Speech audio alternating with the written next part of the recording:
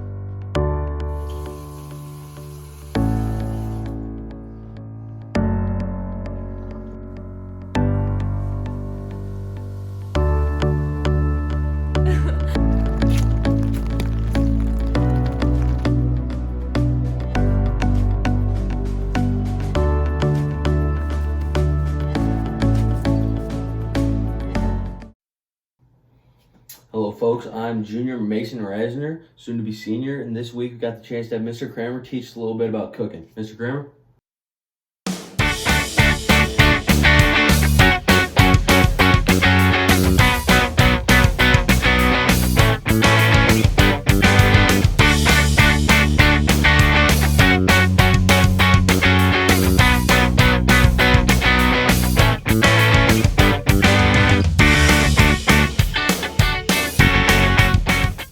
Welcome to Cooking with Mr. Cranmer. Tonight we're going to be making an Asian pork and noodle skillet bowl. So we've already done some of the preparatory work already, and we'll put the recipe up here for you right now so you can take a look at some of the ingredients.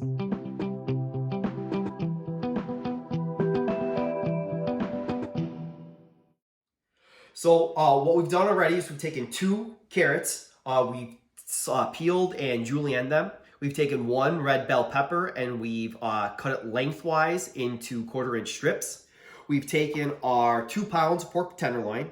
We've cut off some of the silver skin and we've taken and cut off some of the excess fat. We've then put it in a bowl along with 2 tablespoons of the Asian seasoning mix, 2 tablespoons of the sesame seed oil, and 2 of our seasoning packets from our ramen noodles. We've mixed all of that together, and we've got a tablespoon of cooking oil going on the skillet right now. And so we're about to start getting ready with our cooking our meat. All right, so we've got our cooking oil going. It's been heating for a couple of minutes now, and so we're gonna add half of the pork into our pan, our hot pan, and then we're going to cook that for 2 to 3 minutes.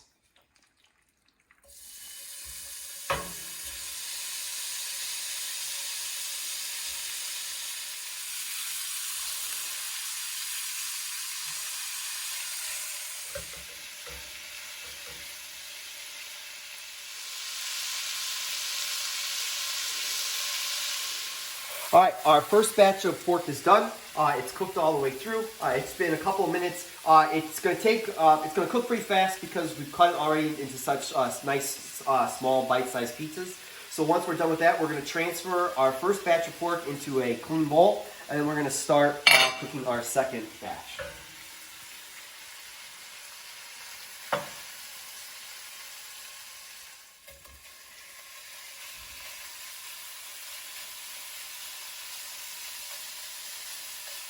Our second batch of pork is cooked. We're going to transfer that to the same bowl that our first batch of pork was in. Now we're taking our vegetables and we're adding that to the pan.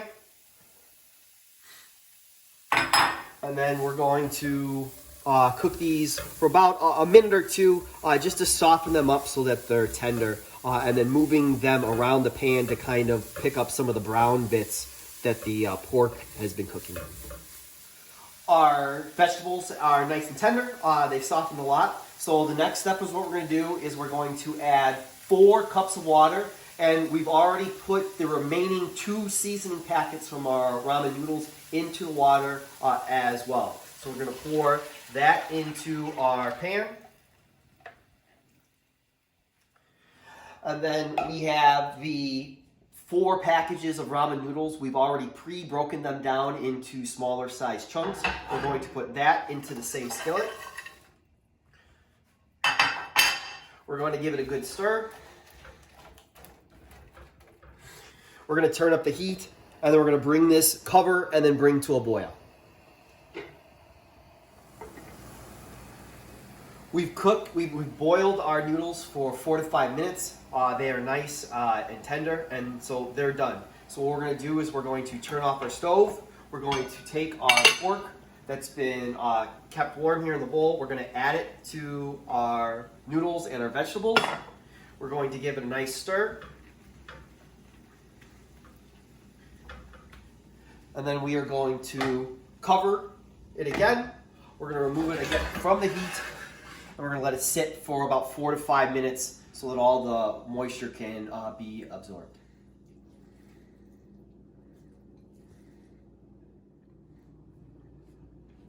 So our meal's finally cooked, all right? All the stuff in there. And so let's go and test out what we made. Oh.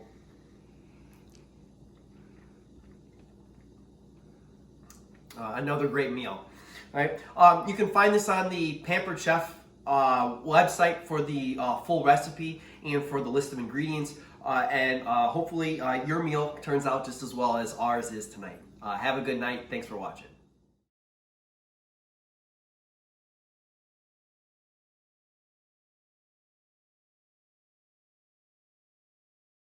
Today he's going to teach us how to make some dessert. Welcome to another installment of Cooking with Mr. Cranmer. Tonight we're going to be making some brownies to be able to add for dessert. So we're going to be working with Christina Lane's Dessert for Two cookbook. Me and my wife really like this cookbook because we like dessert a lot, but we don't like to eat a whole lot of dessert all the time. So this makes it in real small batches. Now, because we're working with real small batches, you're going to want to make sure you have your kitchen scale ready to go and make sure your measurements are nice and precise because, again, small batches, small amounts, you want to be very precise with your baking.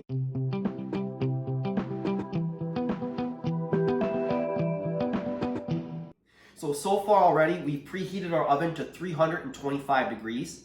We've taken 4 tablespoons, about 60 grams of butter, and we've cut it up and diced it. We've taken a half a cup plus 2 tablespoons of granulated sugar, 112.5 grams, and a quarter of a cup plus 1 tablespoon of cocoa powder, about 42 grams. And so that's what we have there. We're going to take this, we're going to put it in the microwave, and we're going to blast it for 30 seconds. So we put it in for 30 seconds. The butter's not melted. We want to give it a nice stir.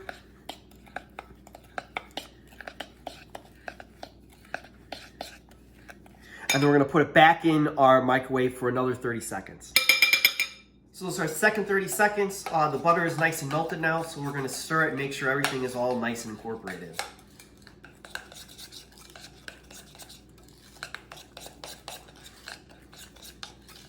Once we've done that, we're going to add our salt, a quarter of a teaspoon, so really just a pinch of salt. And then we're going to add a splash of vanilla, which is what, a half tablespoon? Half teaspoon. Half teaspoon. We'll figure it out.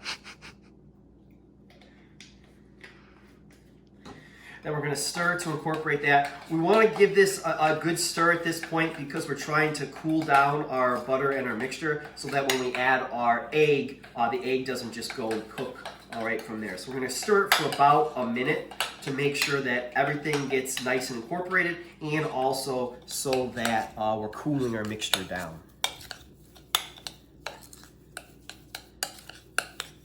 So we stirred our mixture and now we're going to add our single egg.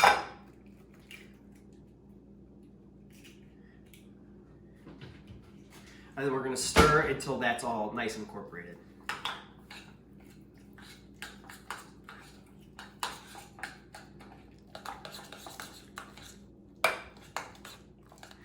We've added our egg, we've mixed the bowl all together, and we're going to add our last and final ingredient, a quarter of a cup or 30 grams of flour.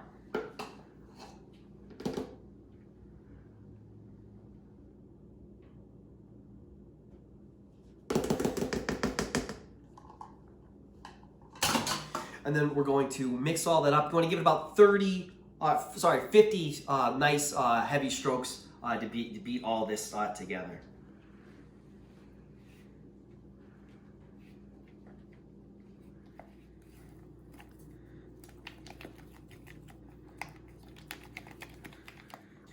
We mixed in our flour, and now we're going to put it in our loaf pan. We've already lined it, I did it haphazardly, with some parchment paper, and that's going to go into the oven. This is a 9 by 5 by 3 loaf pan.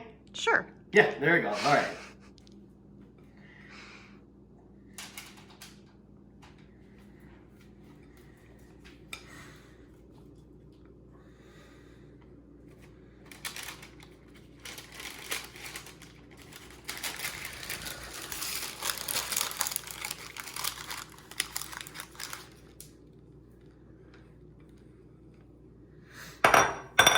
Then once it's in there, you're going to spread it out so it covers all the bottom.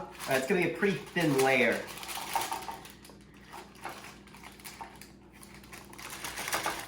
When it is, but you want to make it so it's nice and even. And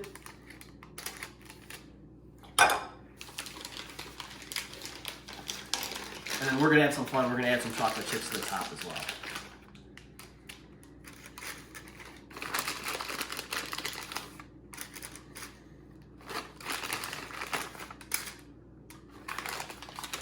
So that's in there, that's nice and good, that's all ready to go. This is gonna go in the oven. Again, we've already have it set at 325. It's gonna go in for 23 minutes and that's it, and then we're gonna pull it right out. It's been 23 minutes, we're gonna pull our brownies out.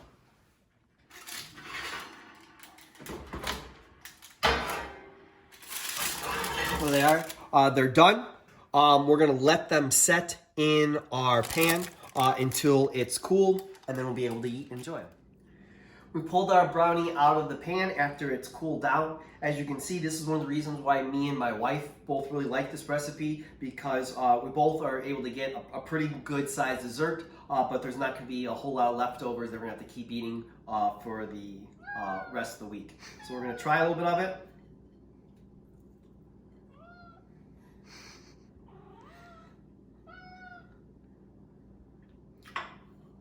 It's really good.